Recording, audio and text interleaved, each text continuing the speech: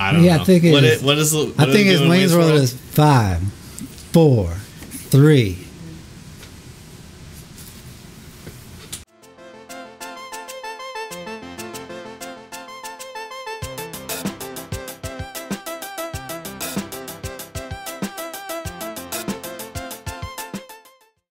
Hey, welcome to episode 1 of Logic Block Studios podcast. Today we have a good friend of mine, Jamie Fallon, also known as Ivy the Polymath. Sorry, I stole it from my bad. No, I thought you were setting me up. My bad. All right, so when you're starting a song from scratch, like, where do you begin? That's a good question. I don't have a good answer. It's just you don't always start like, okay, I need to start with a good beat. Or no. I used to when I made beats. I used to start with the drums almost always, and then build around it. But I don't make beats anymore. I make compositions and I make songs and stuff. So, for example, totally random. Yesterday, I just picked up my bass and started jamming. And just like boom. Yeah, just doing a riff or whatever, just like having fun, like as if there was no one around, which there wasn't, but you know what I mean? As if I wasn't at work for the day, as if I could just jam the night away. And I just started playing a riff, and then I was like, this is awesome. So I just dialed in my gear, and 30 seconds later I'm recording it.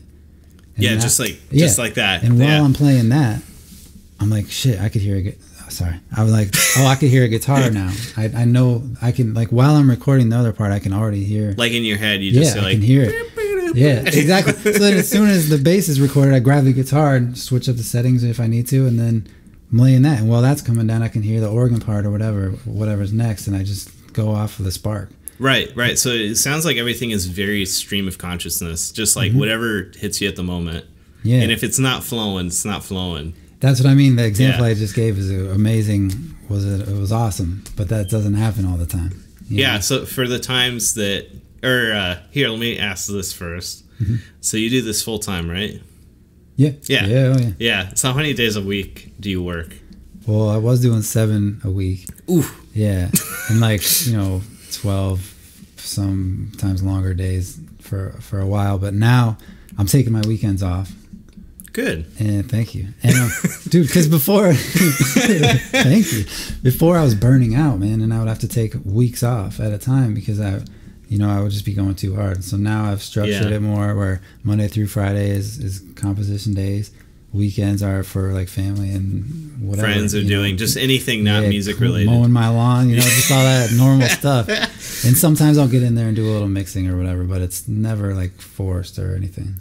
Yeah. It's not stressful. It feels more, there's things that you have to do, and then the other times you can still do music stuff, and it feels more natural, like. Yeah, because there's no pressure. I don't have to like finish 2 compositions. Because it's Saturday, I'm just in here. I might just string my guitars, or you know what I mean, work on some emails or something. Yeah, cool.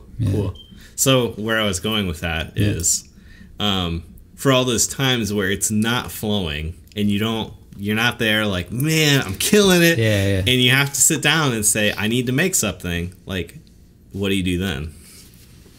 A lot of times I just keep going, banging my head against the wall until something happens, and it always happens, and it might end up being one of my weaker songs. Sure. But it is kind of a numbers game with what I'm doing, because nothing that I send out is like the final product or whatever. They're going to turn it into something. Right. So there's not as much pressure to me to have like a song that is ready for the radio as I send it away. Right. And so just for people who didn't listen to podcast 1 and know what you do, when you say, I don't send out finished samples, you're sending out, you send out compositions to be mixed into other things, or to be like flipped into put drums on it and then sent off to a rapper or a singer. Sure. So I mean, usually the recording that I send is the one that they're going to use, but it's not the final song. Yeah. So say you send your thing, and then they'll add drums under it, because your stuff doesn't come with drums. Exactly. Yeah. So they'll add drums under it, and anything else that they want to do, or maybe modulate, cut stuff. Yeah. Gotcha. Because just like in episode 1, I talked about how I made beats, and I used to grab samples off of records. So there's a fly. Oh shit! Nice. So now I'm the record. Now instead of going out and spending $100 at the record shop every week, these guys are getting it in their inbox. Yeah. Guys like me. Yeah. It's crazy.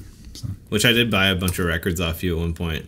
Oh, that's right. Yeah, I remember. Dude, actually, we met off Craigslist when I sold those little synthesizers. Oh, yeah. Yeah. Which I sold to somebody else, but... Did you? Yeah.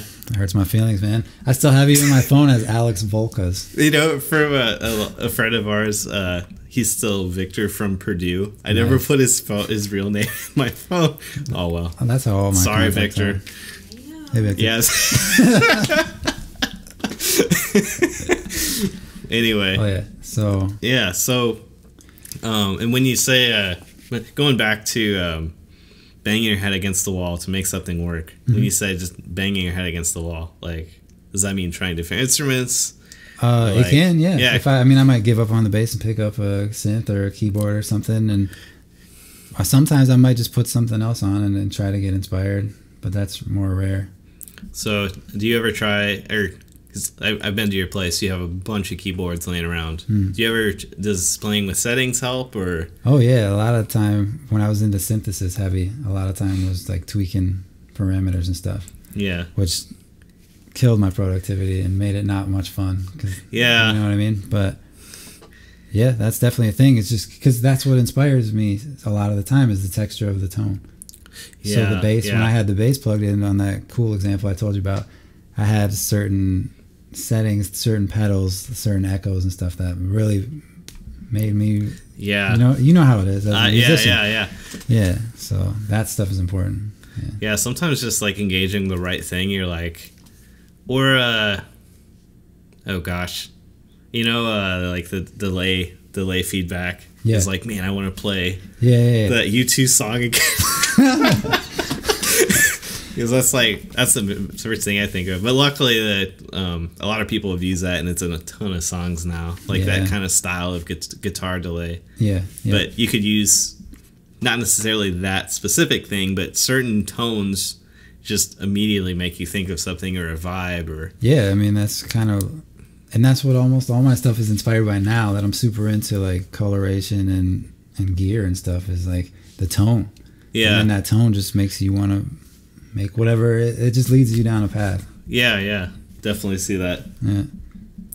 So you're talking about how you use textures a lot, and those are the basis of your inspiration. But like, how do you know you're like giving people like good melodies, good bass tracks, good good material other than just like a chord on a pad or something? Yeah. That's a good question. I have no idea how to answer that. Or what oh my god, I'm sorry. No, just what I was just trying to get at is like how do you think of music in terms of like, or because when I'm mixing something, I'm giving away all my secrets, but when I mix, I think what is carrying the melody at any given moment? What has the counter melody? Oh, I see. Where are the rhythms going? Like, so how do you build that in with your textures? So I'm super unconventional. So I definitely don't think of music in that realm at all. Sure. So like that. So I'm like operating on a whole nother wavelength where I don't think about things in that way. So I just kind of do what feels good, and a lot of times it's not a traditional melody or a counter melody. Yeah. A lot of times, and I don't want to give away my secrets either, but I might have some wild stuff going on and pan it all sorts of crazy to have a lot more than you should have in a song. Just so it's different, or it's what you're thinking of at the time. Right, and in modern day hip hop, I guess, it doesn't always have to be like a crazy melody. Most of the reason people like my stuff is because I make good melodies, but sometimes it's you just want to hit them with a wall of texture, man, and it's like some and let them figure out what to do with it. Yeah, they can chop it up like a lot. One guy that I work with, he prefers when I just send chords, very spaced out with maybe a bass note, but not a bass line, but a bass note on the root of that chord. So then he can chop it up and make his own songs with it. And then like transpose that bass note and then put it other places. Yeah. Because these guys, many of them don't play instruments themselves, so they just want my textures. Yeah, you know what I mean? So So my job is easy in that sense, because if I come up with a killer melody, then that's awesome. And if I come up with some cool texture that's like open to interpretation, that can work as well. Yeah. So basically, he's like, I don't want that prepackaged salad. Give me the head of lettuce. No, that's what he's saying. Yeah, I want all the ingredients, and I want to chop them up. And that's another thing, not to get too off track, but it's stems. These guys love stems. Like sending them, you know what I mean? Yeah. So then they can manipulate however they want. It gives them more creativity, but we don't like to send those stems out.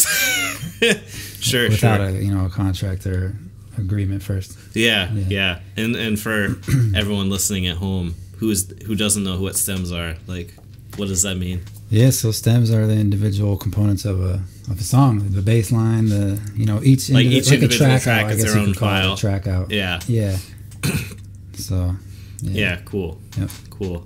So, since you're doing a lot of things that are unconventional, like, you have to take creative risks to do this thing. So, like, how do you measure, like, of your however many songs that you've made for the week? Mm-hmm.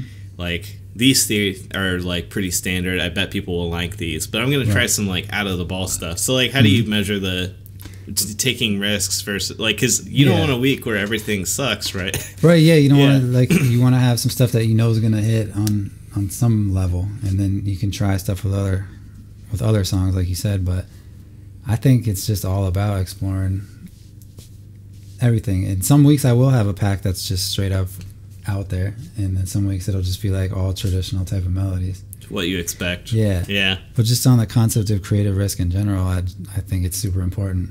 Cool. To try weird stuff. Like I said, I'm big on panning, super unconventional panning, or even just like, I remember you were at my house and we were listening through the monitors, and I played you an old record, and I was like, this is the sound that I'm not getting.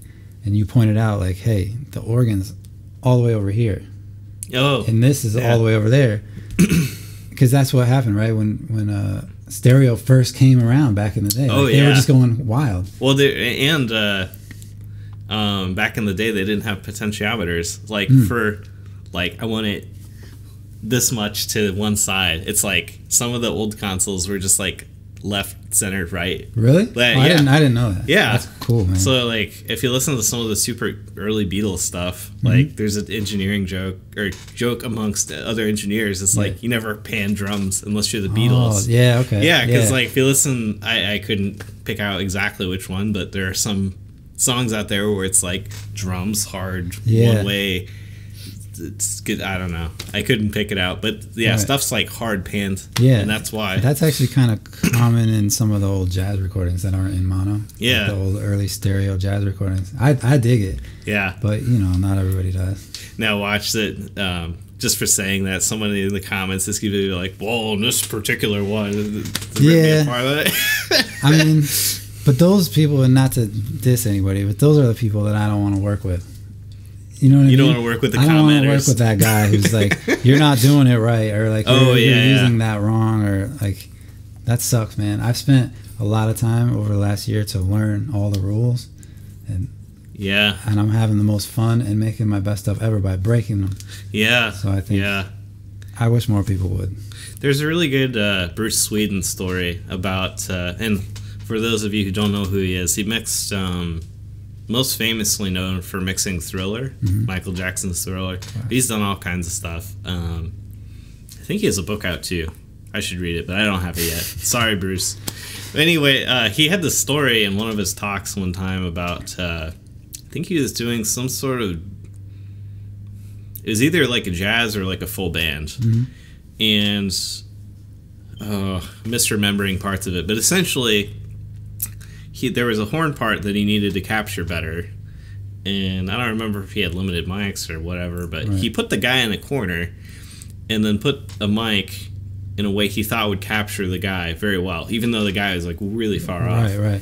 And some exec came in and was like, "What the heck are you doing? If this doesn't work out right, this is your job." And he's like one of the greatest of all time. Yeah, and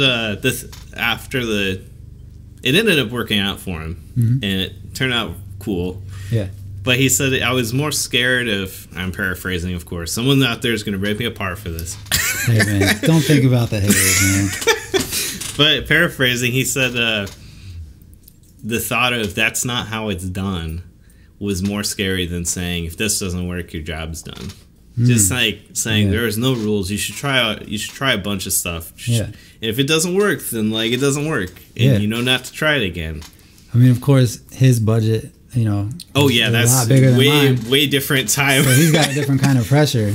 But dude, I mean, think about how music's evolved. It's only evolved because of taking risks like that. Yeah. Otherwise, we would just still be sounding the same as the original stuff. Yeah, so, it's nuts. And that's why I try not to hate too hard on the newer digital manipulations and stuff, because even though I don't really dig it, who knows how we're going to look back on that in 30 years or whatever. Yeah, I mean, well, this is kind of, we're diving into the gear realm of it, which is for another podcast. Okay.